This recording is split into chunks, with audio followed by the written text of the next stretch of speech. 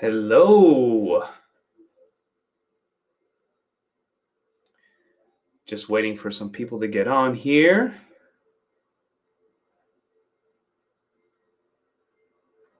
All righty. Hope as everyone is having a wonderful Monday. And looks like we are operational. I am super excited, guys, to be here with you. This is our very first live interview here with Salsa Kings Live. We have the great Billy Fajardo. We're going to be talking about a lot of awesome topics and subjects, etc. And just waiting for a few more to hop on here as we go ahead and get this interview started. We definitely want to be able to start on time, all time, every time. Good.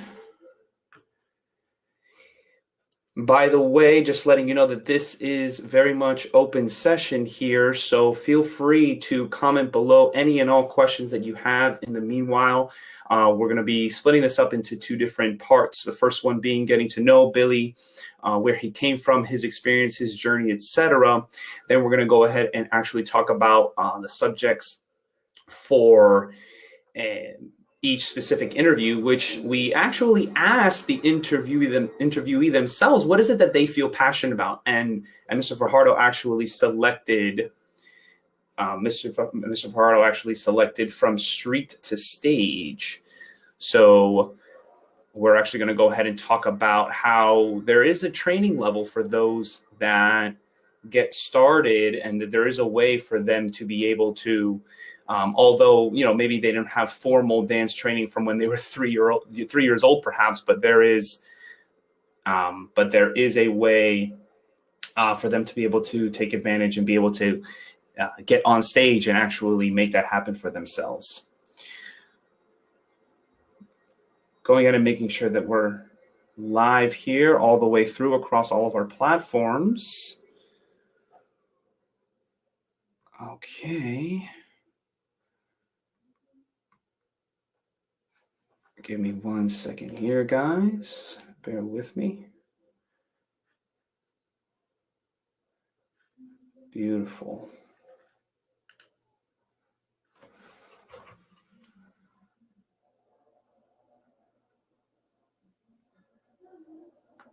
All right. We're going to go ahead and bring on Mr. Fajardo here now. Let's see if we got this working. Beautiful. Okay. Billy, can you hear me, boss? Yeah, I got you. I'm here. All right. How you doing, man? I'm good. Hanging in there. Beautiful, bro. You look great on camera, bro. You look wonderful. Feeling kind of old these days. No, you can't be saying that, man. You can't be saying that. No. People wish they were as shape as you, bro. Come on, bro. Come on. Look at you. You're making me look bad, bro. You're making me look bad right now. You're killing me. I don't know if I can make you look bad with that hat you got on. Oh. Yeah, no, my people have been giving me both. People have been having me drink the Haterade, and also at the same time they've been giving me compliments. So I got a little bit of both on this, but it looks sharp. I like it. I like it. And that's all that matters, man. So thank you, Billy. Thank you very much for taking your time and helping us spread the messages that I think that more people need to hear. I think you know what I'm talking about when it comes to that. So thank you for this. You know, you are our first interviewee for Salsa Kings Live. So thank you very much for that. This is definitely going to be translated into an audio version for our podcast. It will be episode 4. So if you want to check out episodes 1, 2, and 3, actually feel free to go ahead in the comments. Go ahead and type in live right now, LIVE, into the comments, and you're actually going to be able to receive notifications of when we go ahead and release those. That's going to be every Monday. So we're going to be doing audio versions as well as live Facebook interviews. So thank you again, Billy, for making this happen. So I will already let our viewers know that we're allowing our interviewees to choose the topic that they feel passionate about. And you chose from street to stage. What, if you don't mind, I think that you would actually be much better a representative of what exactly that means to you, if you don't mind. No. When I refer to that street to stage, I just reflect the same stages that I went through. Like when I first started, it was basically learning street dancing. And then from street dancing, I went on to competing in clubs and dancing socially in clubs. And that was my introduction, let's say, to dance. It took me about from 1970, 73, 72, 74, around 1975 is when I first met and saw Augie and Margot Rodriguez perform. Now, they're a professional team that came out of the Palladium era in 1950s. They went on to have at that time I met them, they were in their 40s, 41, 42. They had already had a 20 some odd year career. And I remember them telling me from the very first time that, yeah, you can do competitions, but if you really want to take it onto the stage, you're going to have to do certain steps. And that is to gather some form of information, formal training or whatever. But it was just not that. I had to learn costuming, makeuping. I had to learn how to go about the business of choreographing or even getting someone to help me, train me. These are the easy things. The hard part is I had to go to dance class. I had to go take ballet at American Ballet Theater. I took jazz class with Phil Blacks. I had to study ballroom. I mean, I had to study a lot of different disciplines that enabled me to get to the place where I can consider myself, there's a key word here, a polished professional. Okay. So if you're interested in becoming a polished professional and get on stage, you're going to have to go through all these procedures. There's got to be a way to train. Now, not to say that in the salsa bachata world, there isn't also a technique, because there is technique in salsa and bachata. Absolutely. Right? You have to be able to master those techniques, right? It doesn't matter what you do, what dance you do. But back in the day when I had to go from street to stage, I had to learn a lot of things, not just dance, but I had to learn contracts. I had to get an agent. Absolutely. I had to get a manager, a publicist. I had to do a lot of things, because back then it wasn't as easy as today, where you can go on YouTube, advertise yourself, put on a costume, get on stage. Next thing you know it, you have that's your marketing tool. We didn't have that. I had to go out and get an agent. We had to get a manager. We got to get, pitches. We had to get as much publicity as we can, and we had to hire a publicist to do that. Right. It wasn't as easy as that. So for me to go from the street to the stage, it was a huge task. It took me several years to get there. Today, what I'm trying to do is trying to give a format to all the people that want to go about the business of getting on stage professionally. Now, we understand that there's a lot of people that just, want to perform.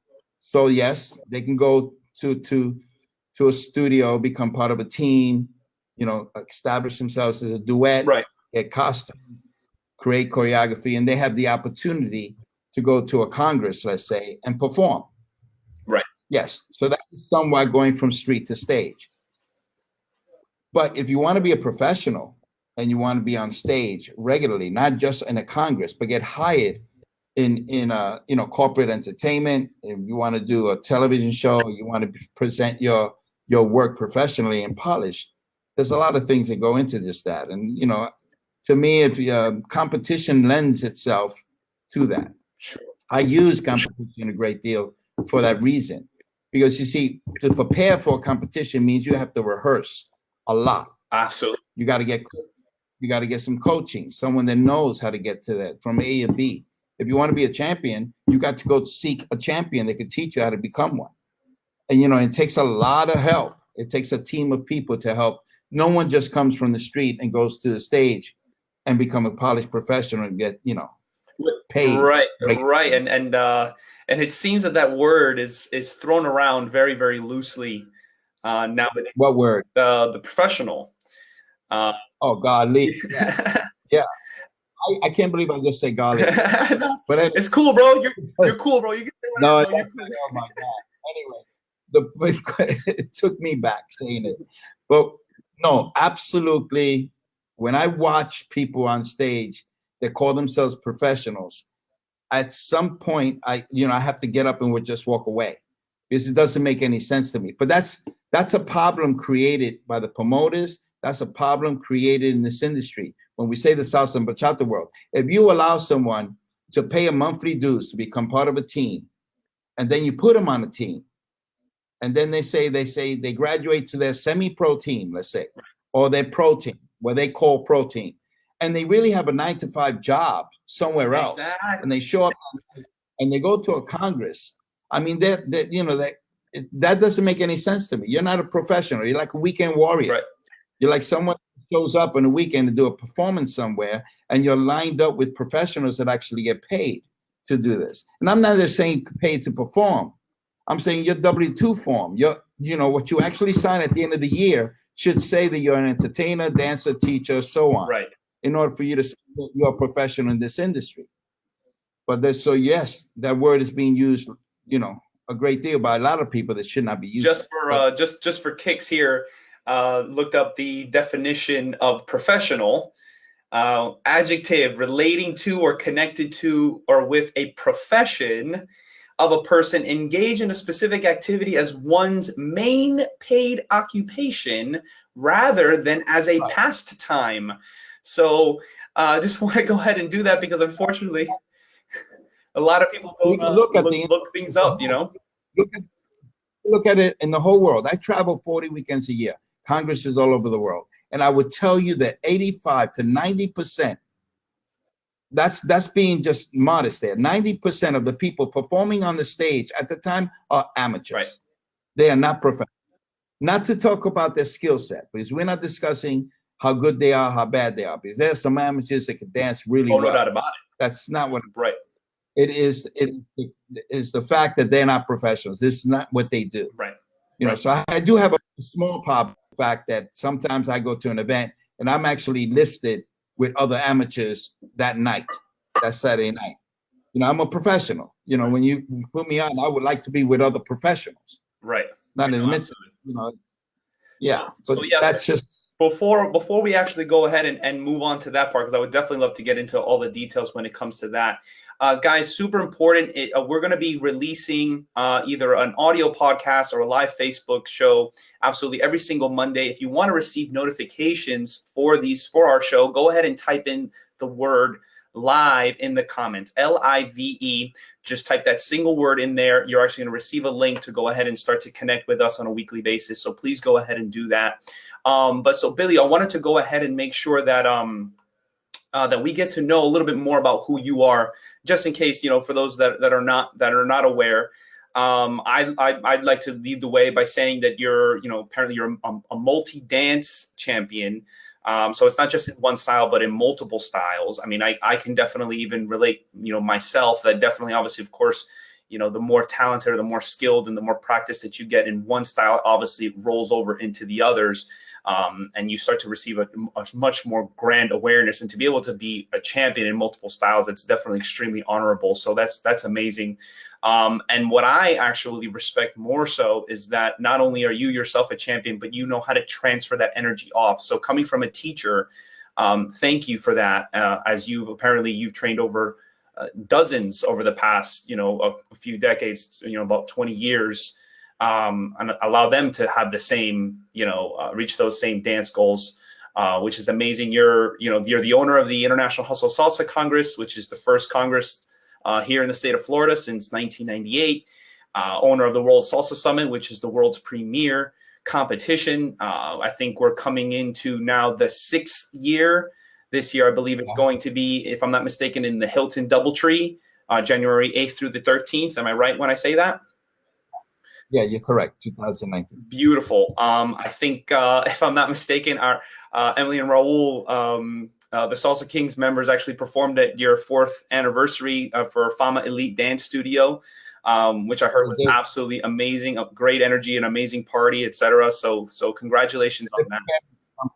Summit this coming year. Oh, that's great. Beautiful. Perfect, perfect, perfect. And then there's also the Palm Beach Dance Festival, the first annual, if I'm not mistaken, as well. Yeah, this year, November.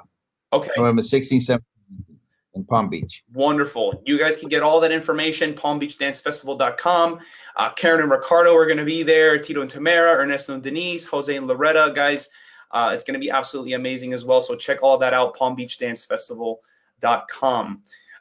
Billy, if you can tell us a little bit more about you, not so much where you're at now, but as one gets older, we realize that a lot of obviously, of course, who we are has everything to do with our trials and tribulations in the past and the things that we went through. And if you don't mind, if you can start off from the beginning, that short and sweet, if you will, childhood, your parental situation, siblings, where you grew up.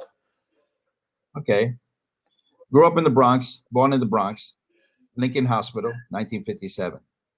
Okay, I'm 61 years old. I was raised in Bryan Avenue, 1227 Bryan Avenue. That's in the South Bronx. Then I moved over to Wheeler Avenue, which is still somewhere a little bit below that area. But I basically grew up in the Bronx all my life. I have my mother raised me. My dad left us when we were young. So I have me and my two brothers. We were raised by my grandmother. My grandmother died when we were about 15 years old. That's short and sweet, all in one pocket till I was 15. Okay. Sure. Then after that, that's when the stuff got to get complicated because I always was interested in dance anyway, just looking at movies and stuff when I was a kid. Okay. MGM, I used to, daydream and stuff. But when I hit about 13 years old, there was another dance around the area that's called rocking. Of course, today, high rock is a big deal. Rocking is a predecessor to break dance. And this was coming around 1973. I was studying that for a little while, just playing around with the kids around the block because I was part of a gang and then the gangs were doing it. And I decided, okay, I'll do it too. And, my cool way to hang out and meet some girls and stuff. Nice. I'm 13 years old. Dude. Amen. A couple of go by, and then next thing you know, another dance came into the scene. It was Latin hustle. Wow. Then I've always done mambo because my mother did mambo in the house. Oh wow. Yeah. My mother always had me dancing in the house because my uncle Marcel Soto was a composer, so he always hung out with a lot of musicians. So we always had a lot of music in the house. So we always played that. My mother didn't like American music, and when disco came in, she didn't do that. She did a lot of El Gran Combo and Machito and Tito and everything like that. So I ended up dancing with her most of the time. But the point is that I actually got out, and she was the one that first started me. And then I went out and I hung out during 13, 14, 15, 16 years old. So I was doing a lot of hustle and salsa at the time because the club scene, when I was about 15, 16, 17 years old, the club scene would allow us to come in because we were dancers. So they let us come in. They didn't card us. It wasn't like, you're 18. No, we just paid. We went in. If you looked old enough, we got lucky, got in. Nice. And I was hanging out in clubs like the one of the first clubs I went to was the Cheetah. That's actually where the Fonny All Stars first played. Had that big concert there in 1970. Wow, okay. But that's many years ago. But that was my first introduction to clubs. And then I went to the Ipanema and then Roseland and then Casablanca. And these are the clubs I used to hang out. But in the Bronx, we also have clubs like the 310 and a half, and then had the Ep4 and stuff like that I used to hang out at. And this is so I did a lot of that. Just socially as of now. Social dancing, street dancing. I had no clue what I was doing. Right. 13, 14, 15, 16, I had no clue. It wasn't until one time we joined a competition in Roseland Ballroom. That's on 52nd Street and Broadway. And then when I went there, I ended up watching an act. I was watching a dance team, and it was Augie and Margot Rodriguez. Now, if anyone doesn't know who Augie and Margot Rodriguez is, they need to look them up on YouTube. This is the premier couple that came out of the Palladium era. Okay. They ended up, they're very good at mambo. And then what they did is they studied modern and ballet. And they married, had a son, and I became very close to them as a point of that night. What I did is I went up to them, and I was so taken back by the way they were performing. This was, I think, 1976, 75 or 74. I can't remember, but it was one of those. And they had lived around the corner. They lived on 54th Street. And they invited me over to their house one day, because I really was interested in following up because I wanted to know exactly what it took to have a career performing. Okay, so because I had no interest in doing. right, okay. I had no interest. So then I went to go right. I'm sorry to cut you off. Yeah. So you're okay. So you're a young teenager. You're going out. You're dancing. You're having fun, etc. Then there is a set performance at one of the places that you go out social dancing in that just completely switches your mind. Yeah, well, Roseland Ballroom was the premier ballroom in New York City. It was very famous because everyone since the turn of the century was going. I mean, at that time, I think it was it was like 78 years old. This ballroom. It's on 52nd Street. I don't even know if it exists anymore. But the point is that every major dance star, had visited this place. This is where everybody goes, and I had a tendency of going there because they had a competition every Tuesday night there. Okay. So I would go there. They had like a hustle competition on Tuesday. And then on Tuesday, I would go across the street to the Ipanema and hang out there where they had salsa bands and they had disco music playing at the same time. Because I really enjoyed going to clubs. They had both. I didn't just want the live music. I wanted the live music and the disco. You have to understand this is the 70s. Right, of course. So I started. Anyway, when I saw the Augie and Margot Rodriguez perform, I was taken back by the performance. That I literally went up to them, introduced myself, talked to them, and they said, well, if you want, come by the house, because they were Latinos. He's a Dominican and she was Puerto Rican from Harlem and he's from Brooklyn. Okay. And they both met at the Palladium and they got married, they had a child, and I identified with them very quickly. It was easier to go to their house and eat rice and beans. That's all I ate in my house. For sure. So I went there talking to them. And they told me one thing interesting, and that's one of my first visits. That said, Billy, if you really want to go into the dance industry, I think you need to study the fundamentals. I think you need to study ballet, go to take some formal training.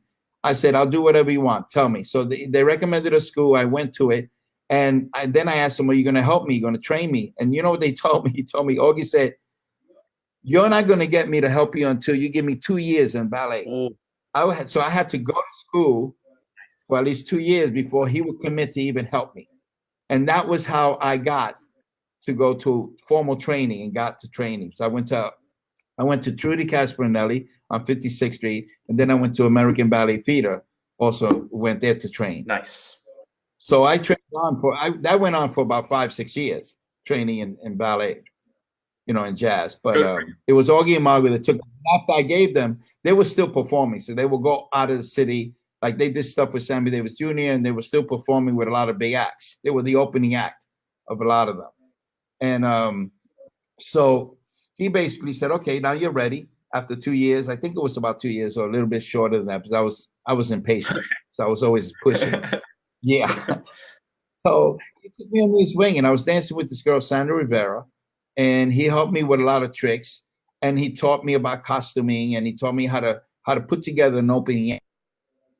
So what I did, I managed to put together like a 15-minute opening act with Sandra. And then I also had got a dance company. There was 8 of us, all coming out of the South Bronx. I mean, I was the oldest. Everybody was younger than me. Okay. By 1975, we had the company was called the Dance Dimensions. So we ended up getting a contract for NBC, Don Kirshner's rock concert. That was a television show. And we ended up on that television show nationally in the United States from 1978 to 1982. Beautiful. And the dance, so that was my introduction. And that's how I made the transfer from social street dancer to a professional dancer on stage. Granted, I was still learning while I was going through it. Of course. It took me a long time to get a handle on it. But I jumped fast. I went really fast to the stage. But I also learned a lot about television, how to shoot television, where the cameras were coming, going to the heading room, talking about direction, is the cameras coming in the right angle, because it's dance. So a lot of directors don't really know how to shoot dance at the time. So I learned a lot about that also. So it was about, how did I learn that my profession was basically that process of learning how to dance formally, and then I went on to do the stage, and then I talked about makeup, and then you talk about lighting and choreography, and those all the schools. That's my background. That's how I learned That's it. phenomenal, man. That's okay. So then question. Oh, by the way, guys, feel free to leave in the comments any question that you have. We have them here open. Absolutely anything that you want to ask. This is open floor. So feel free to go ahead and type away. The second that we can find a space for you, we'll go ahead and make that happen for you. So Billy, you finished your, maybe perhaps a little bit less than 2 years of your formal, your ballet and your jazz, etc. How long was it before? I was still doing salsa and clubbing and still doing all Of that. course. Because don't forget, I'm right. Okay, so then, all right, so then, yeah, that's another question. How old were you when you actually got your first contract there?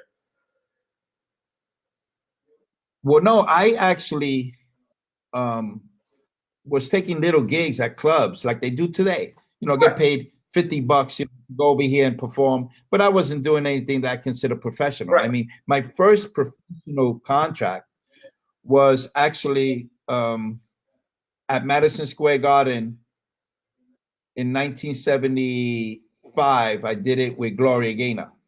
Gloria Gaynor and some of the big disco stars were there, and they asked us to do a contract. I was doing it for New York Hustle Incorporated. That was my first contract. And then the first television contract came in 1977 when we did Don Kirshner's rock concert. Right. And that was how long after you started training formally? That was right at the end of it. I think the minute I met 1975, I was 18? Okay. So I think by the time 19 and 20 years old, that's when I signed on for the television show. So 2 years after dancing for 4, 5, 6 years socially. I had already danced since 1973. Right. So then you started your formal training for 2 years to add on top of your experience of multiple dance partners, etc., connection, so on and so forth. To then after your coaches that I had a natural ability for dance, but it wasn't like and I also there's some other training. I mean, it didn't come that easy because at the age of 8 I was doing martial arts, and by the time I was 15 I was a black belt already, and I was already assisting my teaching. So when I got into ballet and all that, I already came in with a set of skills. I was already stretched. My feet know how to point.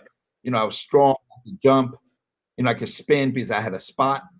Because when you fight martial arts, you have to have a spot as well. Sure. So a lot of the similar techniques were being used. So it was easy for me to transfer from one to the other. Absolutely.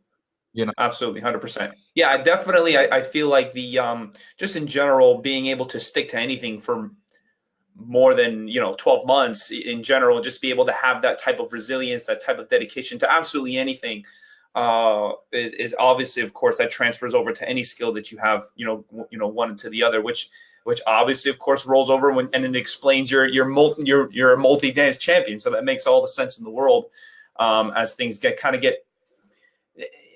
easier. There's a lot more you can start to compare things. You start to relate things a lot better. But those general habits of obviously, of course, staying dedicated and staying focused, etc., kind of carries through all the way. The key word is being able to be consistent and stay doing it for as long as it takes. Right. Listen, for whoever's going to start dancing or whoever wants to have a career, you have to stay a student no matter what. Amen. Like I've been a student, will be a student till I die. Amen. There is no such thing that I've gotten there and that I know it all. It's impossible. Right. I go to people that are 20 years old and ask them, hey, how do you do that? How do you do this? How do you do that? I look at a class, I get interested, I jump in, I take the class. Right. I mean, I'm 61 years old and I'm still looking to get better. Absolutely. You know what I'm saying? And that's why you look so young, bro. What are you talking about? That's why, because you stay young, dog. That's how you do it. Stop complimenting.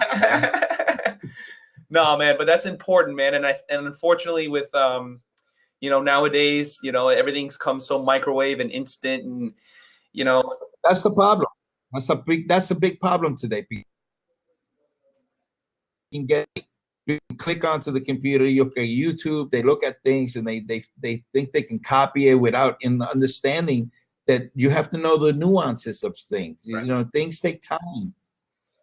Couples come to me all the time and they say to me, Billy, I want to try to win this. I want to try to do this. I said, okay, great. How much time you got? Right. You know, how much time are you actually going to dedicate to do this? Right. Because if you're going to come to me 1 hour a week and expect to get what you need to make that, to become a champion, or to even just have a great dance performance or whatever it takes. No, it's, you know, I train 10 hours a week myself. You know, so when I find these young kids, they don't do that. They don't have that kind of dedication. They want it tomorrow. Right. I have people that actually buy their costumes and have their music before they have choreography. You know what I mean? They already set plans. Right. So yeah, something just like any talent or any skill, you know, it's you can't just throw money at it. You know, there's a process to things, you know, and well, there's also a lot of people that just don't have the talent for it. You know, I know right. Today's day and age, everyone wants to tell everybody you can do anything you want to do. You can become anything you want to become. You know, no, it's not that. I believe strongly that there are some things that you are God-given. There are some things that are God-given and some things you can acquire. Absolutely. You know, and I think that the individuals should assess that for themselves and have a clear reality of what they can and cannot do. Right. You know, talking about on a becoming a polished professional, the way that someone with a ballet background since they were 3-4 years old, you know, not even a ballet background, because they could have a ballroom background and do the same, or they have coaching on what they are doing, how to clean that up. Because I believe you could take a salsero with huge talent and make them into a polished act. You can. A lot of people have done it. So let's go into that. Let's transition right into that. When you say that, you know, an experienced salsero who's got a lot of talent, has the dedication, they're willing to put in the work, etc. I guess what are the main? I mean, you mentioned earlier you were talking about just knowledge of your costuming, your choreography, all those different factors. What is that all as a bundle? What does someone want to keep in mind for that? Dance. We're not discussing the actual dance. Like, let's just talk about how you present yourself on stage. Like, you know, if you're gonna go on there, you got to be properly groomed. You got to understand the light's hitting you, so maybe some makeup might be involved. You understand? And staging, in terms of choreography, you got to know how to block it. You know, what I mean by block it is how to work the floor, stuff like that, how to enter. Being a professional means a lot of things. It's not as easy as just putting on a costume and just go on stage. Right. You know, say, how do you walk on? How do you walk off?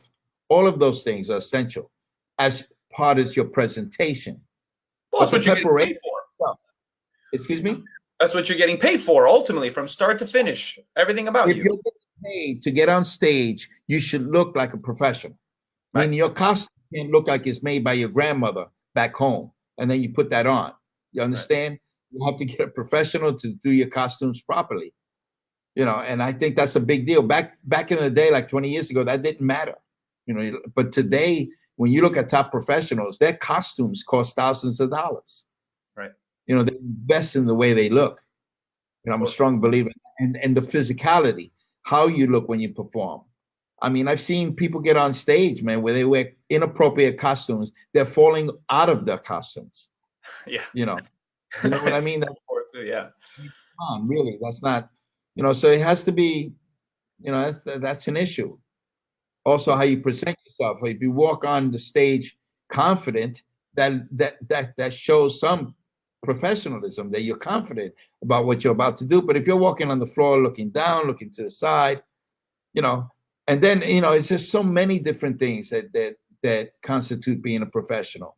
You know, being on time, going to tech, you know, not being late to your workshop. You know, it's a lot of. That's a huge one. A lot of people, especially here, you know, in South Florida, everyone thinks it's a joke. Oh, I'm a Latino, so I can, you know, I'm allowed to be late. But when you're talking about, you're a professional, I'm a promoter. I pay an instructor money to be there. I expect them to be there 10 minutes before the workshop to set up, to get in there. Don't take the time of the participants, which is their time, because the participants are the one paying, you know, you to do this workshop. So you can't just walk in at, let's say, 5 o'clock when the workshop's supposed to be 5 o'clock, and then put on your shoes and put the music on and then set up, and then you wasted 5-6 minutes already. No, get there beforehand, set it up, and do your workshop. You're Absolutely. professional to do that. You Absolutely. know, so those are all. It's a lot of things that go into being professional. Right, right, right. Absolutely. Now let's say, okay, so for example, let's say someone, I guess to close this off here, someone comes to you, like you said, that talented salsero, if you will, and say like the same way that you stepped up to, your idols X amount of years ago, and you're like, you know what, I'm ready to do this. What if you can, I mean, obviously, of course, I'm asking for a lot here, but if you could put it in a checklist, boom, boom, boom, boom, boom, what do I need to do to take me from the street to the stage? You mean for them to get on stage or for them to prepare to compete? It's two different things. It's to Okay. compete or to. Okay, let's say I would assume that the stage is a little bit easier than the competition, or a little bit easier to do, or a little At bit this point, prepare for. to get, you can, both of them are easy because they both could just pay to get on the stage. You know that. Right. You go to a congress, you perform a pass, you're on stage. Okay. If you go to competition, you could register for the competition, you're on there. Now the deal is which one do you want to do and how well you want to do it, and what are your own personal goals. Okay. My job as a coach is to assess that.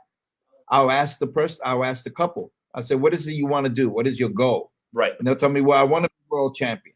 I said, okay, that's a big order, but let's discuss that. And then I'll get to know them. First, I got to see them dance.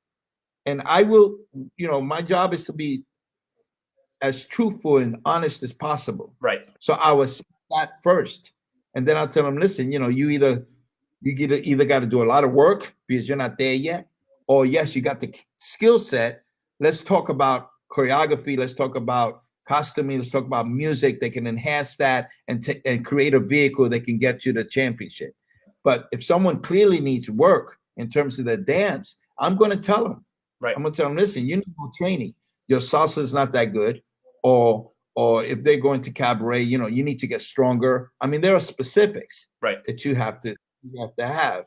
If I get two people coming to me and the girl's fabulous and the guy is, not as good, not at the same level, that creates a problem also because one's going to be behind. Right. So it's a lot of different things that have to go on in making a champion. Right. I mean, I've had successes with a lot of couples. And most of the time when I've had successes, it's because I've had them for several years. They just didn't come to me every once in a while. Okay. I've had couples that come to me and I said, okay, it's gonna be a journey. Are you prepared? Okay, let's get together 2-3 times a week. And then I demand that you rehearse X amount and I give them exercises. And then once they develop the vocabulary and getting the strength and the stamina for it, then we can maybe set a routine or choreography and then we go on that journey. But the preparation to me is everything. You need to be able to have the endurance, the stamina, the will, and the passion. And those things, those elements you got to have because it's kind of hard to come in and work really hard, get sore, and then come the next day and do it again. Right.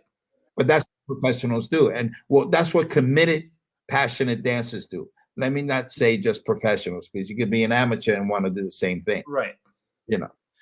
Okay. But I assist that first. The skill set is the first thing. I want to see how good you are at what is that you want to do. If you want to do salsa, let me see how good you are at salsa. Right. If you want to do bachata, let's see how good you are at that. If you want to do West Coast swing, let's see how good you are at that. Latin hustle, whatever dance it is, they got to show me that first. Right. Then I can assess it. Right. As a coach. Right. So yeah, so I guess just like any professional coach, I can say the same thing is, it's what are their goals, right? So you're assessing where they're at, where is it that they want to go, so that then you could be able to take them from point A to point B. And obviously, of course, you having that experience, you're able to, paint for them the idea or the image of, okay, this is what it's going to look like. Are you prepared for that? Right. Right. I always do because I'll just tell them exactly what I did. I mean, I used to do 3-4 hours a day rehearsals. I mean, it was unbelievable and get all kinds of coaching. And I would look at videos of the current champions just to inform myself of where I stand and who it is I'm going against. And it didn't matter what genre of dance I'm attacking. I've always had the same strategy, But it takes a lot of work to do that. A lot of people today are not willing to put in that kind of work. All they want to do is get a performer pass and perform on a team and go twice a week, an hour, and then perform, and then they get on stage. Right. And that's good if that's all you want to do. Of course. You know what I mean? I'm not against that. I think the community can have it all. You can have the social person that's just crazy and just want to get on stage. That's cool. You know what I mean? Then you got the people that want to get on stage because their dream, you know, they want to be on stage. Okay, great. No problem. Right. But if you want to be a competitor, whether it be an amateur competitor, professional competitor, then you have to put in that kind of work. Right. It's not going to just come from the street, get on stage, and become a champion or become a great entertainer. That doesn't happen overnight. Right. So then if you were to put it in, if you were to say in one word, or wrapping this up here, what separates whether they have a lot of training that they still need to do, or they're as ready as they can be before they say before, for example, they come to a professional coach like yourself. Would you say that work or dedication, or maybe a balance of those two is kind of what's going to make that difference, if you will, to be able to reach that? You're missing the third element. The passion. The third element. You got to have talent. The talent. Oh, yes, absolutely. Right. Right. I mean, you can learn to do anything, and everybody can learn to do it well. But the great champions have talent from the get-go. Yes. And they also possess the passion, the dedication, and the discipline to do all the necessary things to take them to that level. Right. Beautiful. Just like, you don't mind me mentioning this. I saw Karen and Ricardo in Chile about 10 years ago when they were like young, really, really ridiculously young. Even back then, he was doing salsa but studying ballet. You understand? And he was training her and helping her. They became a couple. I've watched them because of the format that we have now in the Congresses, where we allow people to compete and perform and learn from different people. Because it takes a community to nurture someone. This couple went from the street because they literally were performing in the street for change. Oh, I don't know wow. if you know that. Karen and Ricardo were literally doing that. And then from that, they went on they wanted to compete, develop themselves, and I was so proud when I went on television. I saw World of Dance and I saw them on it. They had told me they were going to be.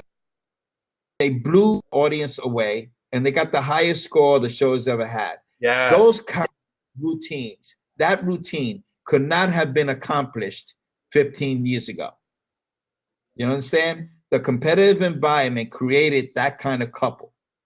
And that's been my dream from day one. Can you go from the street and become that kind of level performer where you can take it in any arena, like ballroom arena, it doesn't matter, television, and just blow the audience away? Right. We are there because we have the steps in our community, and we have the knowledge, and we have the people to do it. You understand? So it's extremely a blessing. Truly a blessing to be able to say that. And they are a product of what we have been able to do in the last 20 to 15 years as a collective. I mean, I'm talking about the Salsa Open in Puerto Rico. I'm talking about Eurosong in Mexico, the World Salsa Summit. I'm talking about all the big events that allowed these couples to go on, and get coaching and train and develop these goals to be able to get them to that place. Right. You understand? That's been my dream since '98. When I came back, I said, I'm going to do this, and that's the deal. That's where it's from the street to the stage. And right now we happen to have it. Absolutely. I'm not going to lie. When I saw the first performance, I was brought to tears, honestly. I was just so proud of just like you said, the overall collective, that just the fact that that's possible. That means that there's a chance that says, because one person did it, that just opens the gateway for everyone else. Swing Latino last year got third overall. That was also a huge step. I mean, we're talking about the whole world as a salsa community, bachata community, being able to do that. We were not able to do that 20 years ago. They would joke about the type of dancing we're doing. It was a joke. It's not that any longer. We're world class right now. Yes. you know? Yes, Yeah. amen. Amen, man. Amen. Guys, do me a favor, please comment below. Comment the word live, LIVE, to make sure that you guys get your notifications for our weekly podcast as well as our live interviews. We're going to be releasing them absolutely every single week, so stay tuned. We got exciting stuff. We've been here can you believe, Billy? We've been on here for 45 minutes. It's Oh, been, wow. yeah, it's like it goes by so quickly. I could be here. I could be here all night. It's like, yeah, we could be here all night talking about this stuff. No, Kidding. absolutely, man. So please, guys, make sure that you guys get and you stay tuned and feel free also. Um, we also have our mobile app as well. Comment the word app, APP, in the comments below as well, so you can get a link to our mobile app. Our podcasts are also right there on the first page. Awesome content and information with stars like Mr. Fajardo here that we're talking to, multi-dance champion, giving us insight on really what it takes to get somebody, apparently like Karen and Ricardo, who are performing for change on the street, back home, and now, winning the best score on World of Dance, and how amazingly proud of both of us are to be able to say that we're part of an industry, that can contribute to anything of the such. Truly a blessing. Billy, thank you so much for absolutely for taking the time to talk with us. Truly appreciate it. I think we're gonna have to bring you back on another time, man, because I really feel like that we just kind of skimmed the surface here. I mean, it's just so much to talk about. Absolutely. For sure. Thank you so much, Billy, and thank you guys so much again. And we'll be seeing you all next week. Take care, man. Bye-bye. Bye.